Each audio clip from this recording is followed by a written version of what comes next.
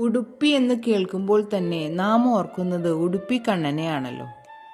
Madurai of south India ആയിട്ടാണ് ഉടുപ്പി ക്ഷേത്രം അറിയപ്പെടുന്നത്. മധുരയിലാണല്ലോ കണ്ണന്റെ ജനനം.